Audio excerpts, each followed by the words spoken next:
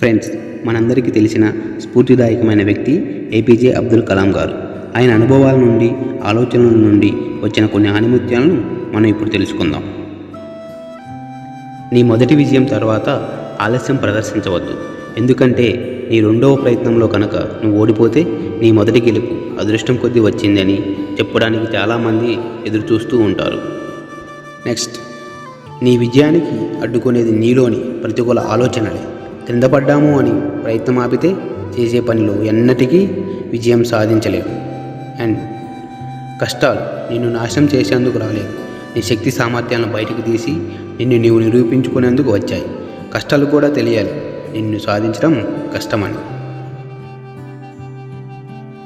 గెలుపు అనేది నీడ లాంటిది, దాన్ని పట్టుకోవాలని చూడకు. నీ దారిలో నువ్వు సాగిపో, దానంతట అదే నీ వెంట వస్తుంది. కానీ నీ అడుగులు వెలుగువైపు పడితేనే నీడ ఉంటుందని గమనించాలి.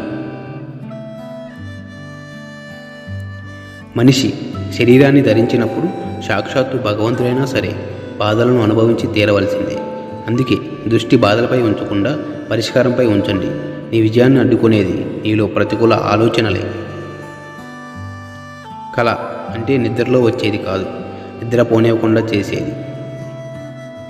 మనిషి తన చైతన్యంలో ఉన్న ఆలోచనలకి ఎదగటానికి, రూపం దిద్దుకోవడానికి అవకాశం ఇస్తే అవి విజయాలకు దారితీయగలవు.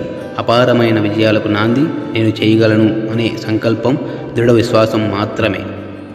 ఒక మంచి పుస్తకం 100 మంది మంచి స్నేహితులతో సమానం, కానీ ఒక మంచి స్నేహితుడు ఒక లైబ్రరీతో సమానం. మీ అపజయాలను తప్పుడు అడుగులు అనుకోకండి, భవిష్యత్తులో మీరేం చేయకూడదో తెలిపే పాఠాలు.